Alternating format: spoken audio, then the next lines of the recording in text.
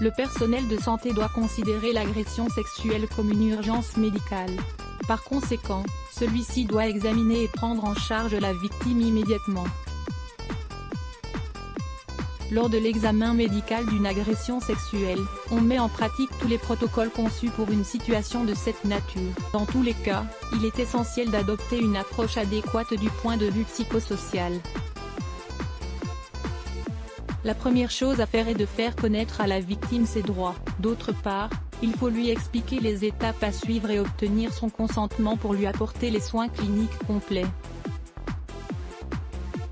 Lors d'une agression sexuelle, il est plus fréquent que la victime soit une femme. S'il s'agit d'un homme victime d'agression sexuelle, l'agresseur est presque toujours un autre homme. Dans les deux cas, l'effet psychologique est grave. Toutefois, les hommes sont plus enclins à développer un traumatisme à long terme. Qu'est-ce que l'examen médical d'une agression sexuelle ? Le concept d'agression sexuelle est un peu large et souffre donc d'une certaine imprécision.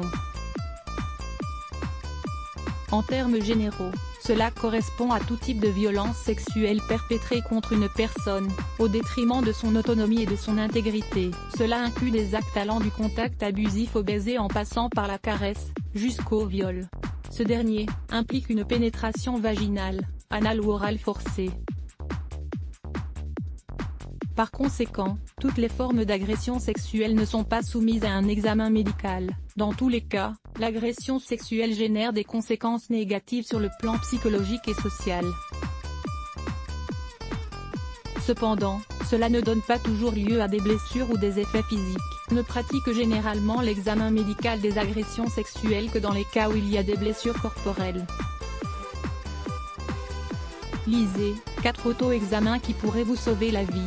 À quoi sert-il ?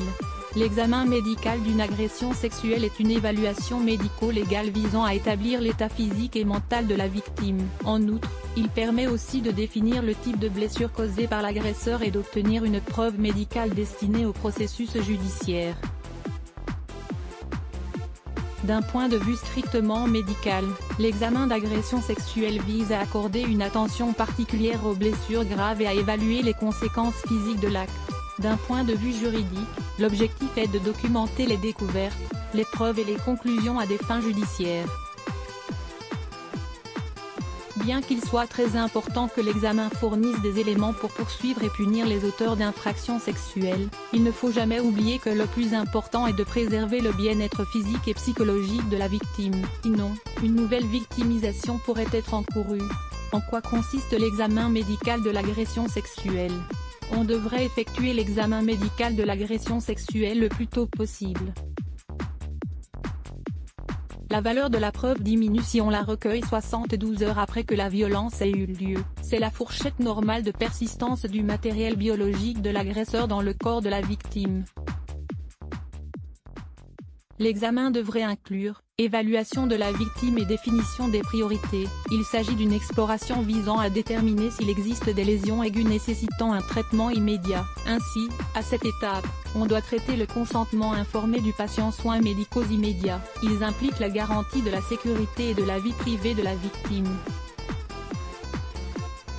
En plus, cela inclut le traitement des intoxications éventuelles et la gestion des urgences concomitantes, telles que les crises de panique, etc.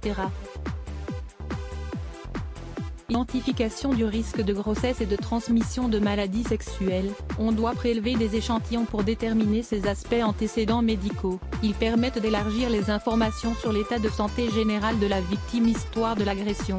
Cela comprend un interrogatoire mené par le médecin légiste afin d'établir les faits de l'agression sexuelle en tant que tel examen physique approfondi et complet. Il s'agit d'explorer en détail le corps de la victime et de rassembler les éléments de preuve possibles. Peut-être que ça vous intéresse.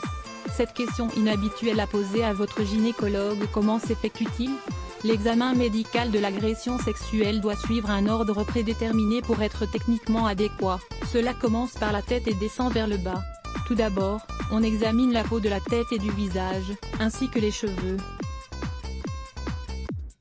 Une attention particulière est portée à la cavité buccale et à la conjonctive. Ensuite, aux extrémités, il est important d'évaluer les ongles, la région médiane de la main et l'avant-bras. C'est généralement là que l'on trouve des traces de légitime défense. De même, il est fréquent de trouver des signes d'agression aux épaules et aux poignets. D'autre part, on doit également explorer les jambes et les pieds. Enfin, on examine les organes génitaux et la région anale en détail. Premièrement, vous devez vérifier les organes génitaux externes, puis, vous devez faire un examen interne. On doit effectuer les tests avant l'insertion d'un instrument. Le médecin légiste doit être très prudent lors de la collecte des preuves afin d'éviter toute forme de contamination. Enfin, on procède à une analyse et une évaluation de tout ce qui est trouvé pour établir le rapport correspondant. Let's block ADS. Why?